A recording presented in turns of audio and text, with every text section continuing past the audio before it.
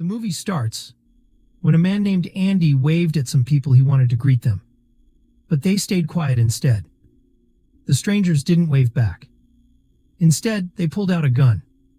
In this world full of zombies, people fear each other more than the dead. Only a few humans are left now, and no one trusts anyone. Andy and his family have lived on a boat for 2.5 months. The boat keeps them safe from zombies, but food is running out fast. One day, Andy saw an empty yacht drifting nearby. Hoping for supplies, he rowed over to take a look. To stay safe, he used a mirror to check the cabin inside. Nothing moved. Everything looked quiet. He climbed aboard and found food, boxes of it. It was enough to keep them alive for several more months. He smiled for the first time in weeks and headed back with a box, but behind him something made a sudden sound. Andy paused for a second, then kept walking. He didn't think it was anything serious. But while he slept that night, something terrible happened. Kay had heard about the food and wanted to help. She didn't wake Andy. She just wanted to surprise him. Quietly, she took the boat and went to the yacht alone. She searched the cabin, hoping to find a razor for him. Then she heard a strange noise behind her. She turned to run, but it was already too late. Back on the boat, Andy was woken by his daughter's cry. He held her close and walked out to look for Kay. That's when he saw it, blood on the floor. His heart sank. Something was wrong. Terribly wrong. Andy opened the bathroom door and saw Kay quietly wrapping her bleeding arm. He rushed to her side, confused and scared, but she didn't say a word, just looked at him with tired eyes. Then Kay slowly pulled out a small bracelet and handed it to Andy. It was a countdown tracker. 48 hours until she turned.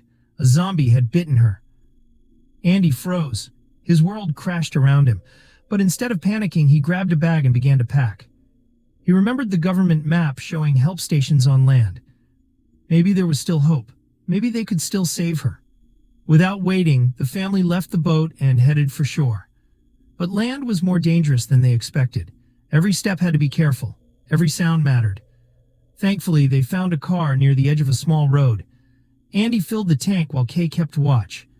That's when she spotted a zombie in the distance. She didn't shout, afraid to draw more of them. Instead, she flicked the turn signal. Andy saw it and understood right away. Just before the zombie reached him, Andy jumped back into the car. He floored the gas and sped away. But Kay noticed something awful. Her wounds were soaked in zombie blood. That meant the change was starting, and fast. Tears filled her eyes. She quietly opened the door, ready to leave. She didn't want to hurt her family. Andy slammed the brakes and chased after her.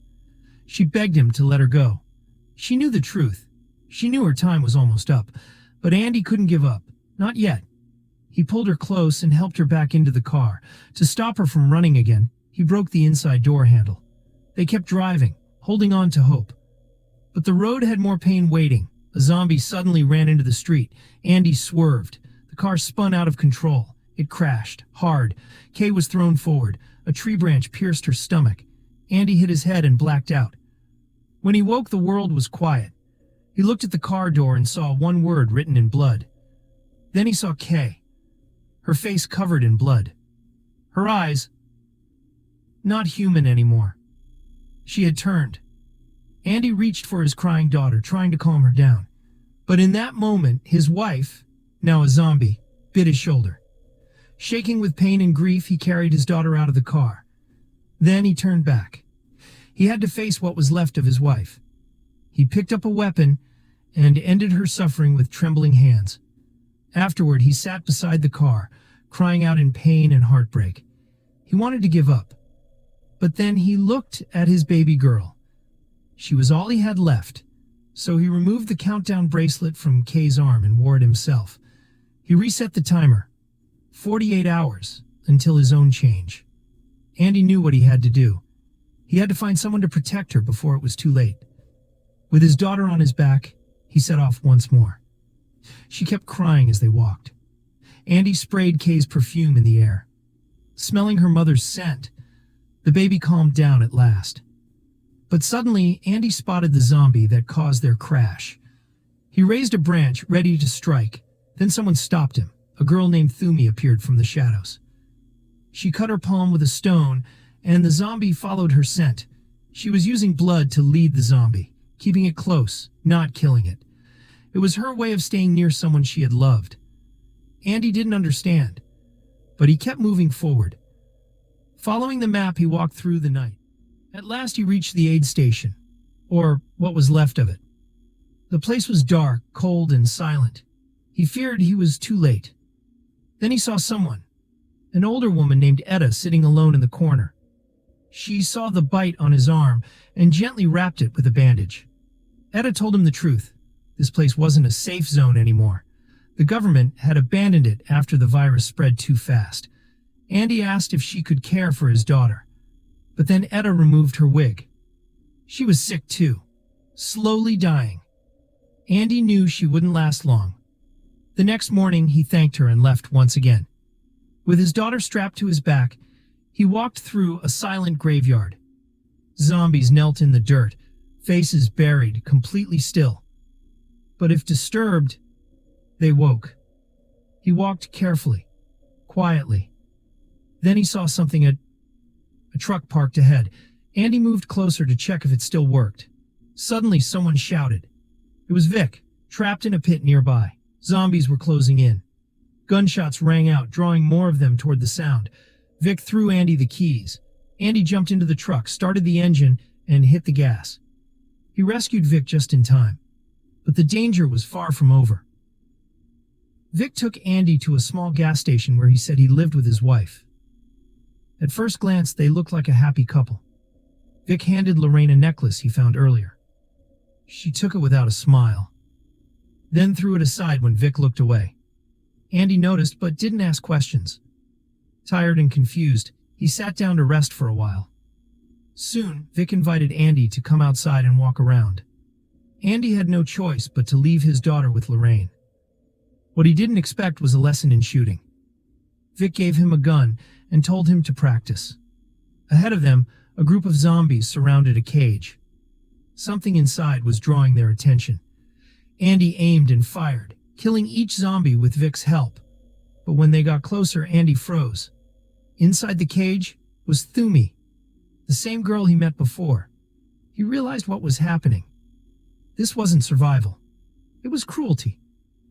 Vic had locked up a living girl just to lure zombies. Andy had once hoped he could trust them. But not anymore. Back at the station, Lorraine was gently caring for Andy's baby daughter. She noticed the bloodstains on the baby's clothes. She quietly understood the truth. Andy had been bitten. But she said nothing. Instead, she washed the blood out and hung the clothes to dry. When Andy returned, he saw it all, and he realized Lorraine knew. But she didn't judge him. She helped. She wasn't like Vic. In that moment, Andy felt he might be able to trust her. Time was running out. That night, Andy finally made his decision. He kissed his daughter goodbye and stepped outside alone. He carried the government's euthanasia needle, ready to end it himself. But just before he used it, Lorraine appeared. She was holding his daughter in her arms. She looked at Andy with quiet understanding. She knew what he was planning and why. Andy begged her to take care of the baby. But Lorraine shook her head. She told him the truth. She and Vic weren't a couple. Vic had murdered her real husband. She was only surviving, not living. If you love your daughter, she said, take her away from here. Just as he spoke this aloud, Vic appeared behind him like a shadow. With no warning, Vic struck him hard on the head. Everything went dark. When Andy woke up, he was locked in a cage beside Thumi. His vision was blurry, his pulse slower. He didn't have much time. The virus was taking hold, and the sound of groaning zombies was growing closer. Andy looked up and saw a string of fat sausages hanging nearby. An idea sparked. He tied them to a rope and tossed them out in front. The zombies chased the bait, fighting over the meat. In the chaos, one of them slammed into the cage door. Click! It swung open. Andy and Thumi slipped out and crept back to the gas station. Inside, Lorraine was asleep. Andy gently shook her awake and whispered, "We're leaving." He scooped up his baby girl and turned toward the door. Vic was still snoring like a beast, but just as they reached the car, Vic burst out holding a shotgun. Lorraine stepped between them, trying to stop him. He didn't hesitate. He pulled the trigger. She collapsed, blood on her hands. Andy had no choice. He grabbed Thumi and ran for cover. They sprinted into the night and found a narrow cave. They slipped inside just before Vic could shoot again. His voice echoed through the darkness, shouting their names in rage. They stayed quiet, barely breathing, as Vic's footsteps faded away. They waited through the night in silence. But sometime later, Thumi heard something strange. She opened her eyes and saw Andy hunched near the wall. He was licking blood off the cold stone. His body trembled. His eyes were different. The virus was winning. But by dawn, Andy returned to himself. They set out again, Andy, Thumi, and the baby girl. As they walked through the forest, Thumi suddenly stopped beneath a tree. It was her father's resting place, her real father now gone. Her tribe had killed him and buried him here. She placed her hand on the dirt, whispered a soft prayer. Then she stood up and they continued walking. But Andy could feel it now. Something inside was breaking. He checked the countdown. 9 hours left. Time was almost up. After hours of walking, Andy collapsed to the ground and lost consciousness. Thumi gently picked up the baby and waited beside him. When Andy finally woke, weak and pale, he stood up again. He didn't stop. He kept walking toward the family by the river. But when he arrived, his heart dropped. The man was digging graves, 3 of them. Andy rushed over and saw the truth. A zombie had bitten the man too. He was preparing for the end. Andy hoped to entrust his baby to them. But that hope was gone. The man looked at Andy with tired eyes. He handed over a pistol. "Take her far from this place," he said. "Then I'll leave you 2 bullets." Andy nodded in silence and walked away. Behind him, 2 sharp gunshots cracked through the forest. He knew what had happened. The man had ended the pain for himself and his family. Andy found the pistol and sat motionless, gripping it tight. Tears welled up in his eyes. He raised the gun to his head, ready to say goodbye. But then, "Dad." The soft cry of his daughter pulled him back. He lowered the gun. Thumi placed the baby gently in his arms. She looked at him and said, "My tribe is nearby. If we go now, we can reach them soon." Hope, fragile but real, flickered in Andy's chest. If his daughter could grow up with the tribe, maybe she'd be safe. Andy nodded. "Let's go." They crossed forests and valleys until they reached a dark cave. Inside, dozens of zombies were still, lying against walls and floors. "Don't wake them," Thumi whispered. "They sleep in darkness, like the ones buried in earth." Step by step, they moved through the shadows. They were just near the exit when Andy froze. Vic was there. He stood in the light, moving slowly, sniffing the air like a predator. Andy's heart pounded. He turned to Thumi and handed her the baby. "Hide," he said. Then Andy climbed into the back of a van and yelled, "Vic!" His voice echoed bodies, searching for Andy. Andy aimed from the shadows and pulled the trigger. The bullet struck, but not enough. Vic turned and attacked, slamming Andy to the ground. Dizzy, barely breathing, Andy looked up. Vic was walking to the car. He dragged Thumi out and hit her hard. Then he reached in and picked up Andy's baby daughter. Andy's vision blurred, but he stood again, bloodied, broken, but burning with a father's strength. He walked toward Vic. One last time. It turns out Vic had been badly wounded by Andy's earlier shot. He was dying. In his final moments, Vic did something unexpected. He chose to show mercy. He gently set the baby down and backed away, breathing heavily. Then collapsed. Thumi, though bruised and dazed, was alive. She staggered to her feet, holding her aching head. Andy, however, was slipping fast. He walked a little farther, clutching his daughter tightly. But the infection had spread too far. He stopped, trembling, then placed his daughter gently on the ground.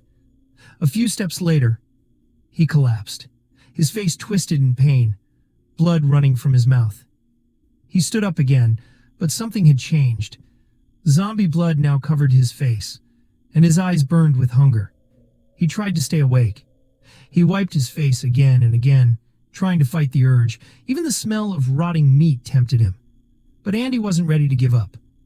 He picked up a piece of carrion, held it, and turned to Thumi. "I have a plan," he whispered. With her help, he tied the meat to a stick, a guiding lure. Then he tied a brace around his mouth and bound his hands tight. He kissed his daughter one last time. "I'm sorry," he whispered. Then he placed her in the baby carrier on his back. As the infection consumed him, Andy changed. He was no longer himself. He was now a zombie. But even then, he kept walking. Driven by love. Drawn forward by the scent of carrion. His broken body carried her step by step. Far ahead, the tribe was preparing to leave. They had just cleared a path, ready to move. Then they heard something. The distant cry of a baby. They turned, and through the soft rising mist, they saw something impossible. A zombie, mouth braced shut, hands bound, carrying a baby on its back, following a stick of rotting flesh. The tribe froze, stunned, but Thumi stepped forward, tears in her eyes. She knew Andy, even as a monster, had kept his promise. He brought his daughter home. The tribesmen approached carefully. They took the baby. They ended Andy's suffering with a final, merciful blow. Later, they buried him beneath the sacred tree. The baby was loved by the people. They noticed something strange written on the baby's stomach. "Thank you."